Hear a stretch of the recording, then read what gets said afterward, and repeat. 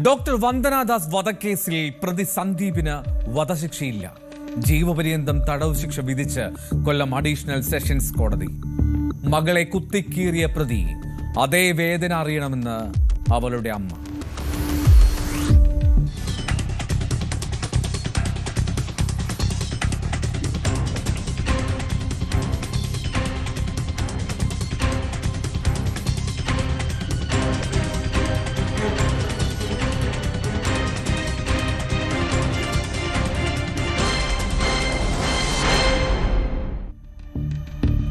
മൂന്ന് വർഷം മുമ്പ്, കൃത്യം പറഞ്ഞാൽ 2023 മെയ് 10 കൊട്ടാരക്കര താലൂക്ക് ആശുപത്രിയിൽ ഡ്യൂട്ടിക്കിടെയാണ് ഹൗസ് സർജനായിരുന്ന ഡോക്ടർ വന്ദനാദാസിനെ സർജിക്കൽ കത്രിക ഉപയോഗിച്ച് അപ്രതി കുത്തിക്കൊലപ്പെടുത്തിയത്.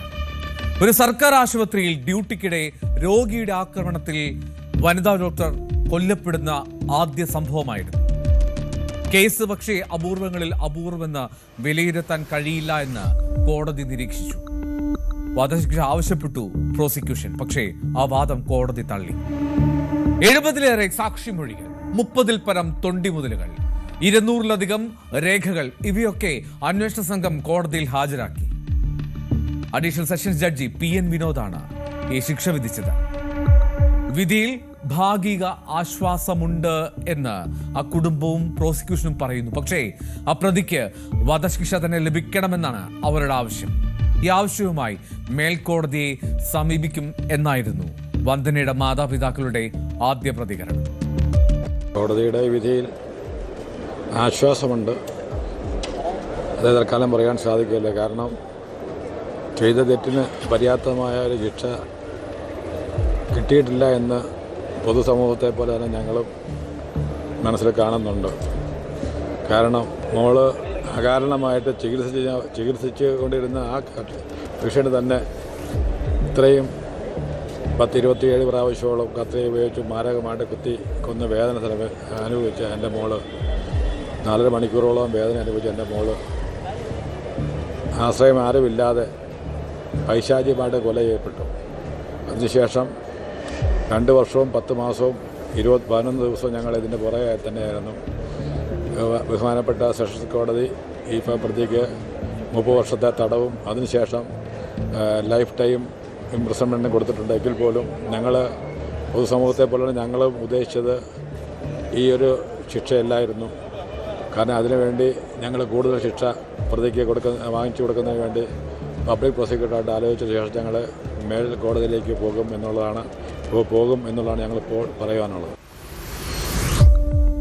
എന്റെ മകൾ അനുഭവിച്ച വേദന, അവൾ അനുഭവിച്ച ഭയപ്പാട്, അവളുടെ ശരീരത്തിലേറ്റ 27 കുത്ത്, ഒരു കൈയിലെയും ഒരു കാലിലെയും മാംസത്തോടെ അടർന്നുപോയ ശരീരം, 45-50 കിലോ ഭാരമുള്ള ആ കുട്ടിയുടെ ശരീരത്തെ വിറക് കീറുന്നത് പോലെ കുത്തിക്കീറി.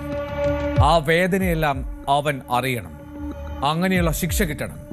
പ്രോസിക്യൂട്ടറുമായി ആലോചിച്ച് എന്താണെന്ന് നോക്കാം. അച്ഛനേക്കാൾ മൂർച്ചയേറിയതായിരുന്നു ആ അമ്മയുടെ വാക്കുകൾ.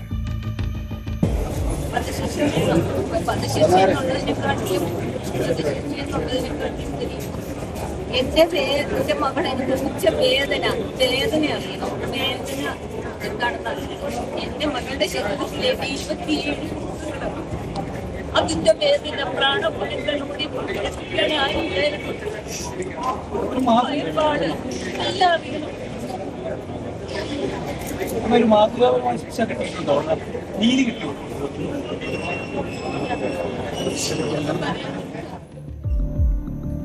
ഈ കേസിൽ ചുമത്തിയ പ്രധാന കുറ്റമായിട്ടുള്ള കൊലക്കുറ്റം അത് തെളിയിക്കാൻ പ്രോസിക്യൂഷന് കഴിഞ്ഞുവെന്ന് കോടതി വ്യക്തമാക്കുന്നുണ്ട്.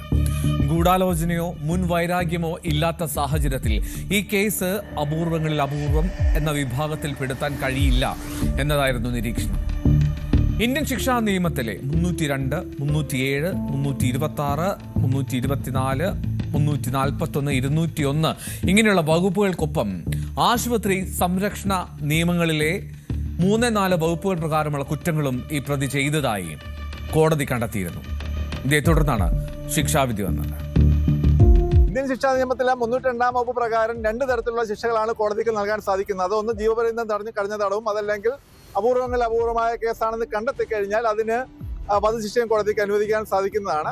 ഇപ്പോഴിത് അപൂർവമായ കുറ്റകൃത്യമാണ് എന്ന് കോടതി കണ്ടെത്താത്ത സാഹചര്യത്തിലാണ് 302 പ്രകാരമുള്ള അടുത്ത ശിക്ഷയായ ജീവപര്യന്തം കഠിന തടവ് കോടതി ഉത്തരവുണ്ടായിട്ടുണ്ട്. ഫൈൻ്റെ കാര്യത്തിനകത്ത് ഇന്ത്യൻ ശിക്ഷാ നിയമത്തിലെ 302 പ്രകാരം 1 ലക്ഷം രൂപ പിഴ കോടതി ഉത്തരവുണ്ടായിട്ടുണ്ട്. അത് കൂടാതെ മറ്റു വകുപ്പുകൾക്കും കോടതി പിഴ ഉത്തരവുണ്ടായിട്ടുണ്ട്. അപ്പീൽ ഈ കേസിലെ പ്രതിക്ക് കോടതി ഉത്തരവിട്ടിരിക്കുന്ന ശിക്ഷ പോരാ എന്നുള്ള ഒരു ചിന്താഗതിയുടെ അടിസ്ഥാനത്തിൽ ശിക്ഷ വർദ്ധിപ്പിക്കണമെന്നുള്ള ഒരു അപ്പീൽ ഹൈക്കോടതിയിൽ ഫയൽ ചെയ്യാൻ വേണ്ടി പ്രോസിക്യൂഷൻ റെക്കമെൻഡേഷൻ കൊടുക്കുന്നതാണ്. ജീവപര്യന്തം തടവും 1 ലക്ഷം രൂപ പിഴയും, അതാണ് ശിക്ഷ. പിഴ ഒടുക്കിയില്ലെങ്കിൽ 6 മാസം കൂടി തടവ് അനുഭവിക്കണം. ഈ കേസിൽ നിന്നും രക്ഷപ്പെടാൻ മാനസിക അസ്വസ്ഥതയുള്ള ആളാണ് താനെന്ന് ഈ പ്രതി വാദിച്ചുവെങ്കിലും ശാസ്ത്രീയ തെളിവുകളുടെയും ഡിജിറ്റൽ തെളിവുകളുടെയും പശ്ചാത്തലത്തിൽ പ്രോസിക്യൂഷൻ അത് എതിർത്തു. ഹൈക്കോടതിയിൽ അപ്പീൽ നൽകുമെന്ന് സ്പെഷ്യൽ പ്രോസിക്യൂട്ടർ പ്രതാപ് ജി പടിക്കലും വ്യക്തമാക്കിയിട്ടുണ്ടെന്നാണെങ്കിലും വധശിക്ഷയായിരുന്നു പ്രോസിക്യൂഷൻ ആവശ്യപ്പെട്ടിരുന്നത്. വിധി പ്രസ്താവം കൂടുതൽ പരിശോധിച്ച ശേഷം ബാക്കി കാര്യങ്ങൾ പറയാൻ കഴിയുമെന്നാണ് പ്രോസിക്യൂഷന്റെ വാദം. പ്രതി ജീവിതകാലം മുഴുവൻ ജയിൽ ശിക്ഷ അനുഭവിക്കേണ്ടി വരും എന്നുള്ളതാണ് നിലവിലത്തെ സാഹചര്യം.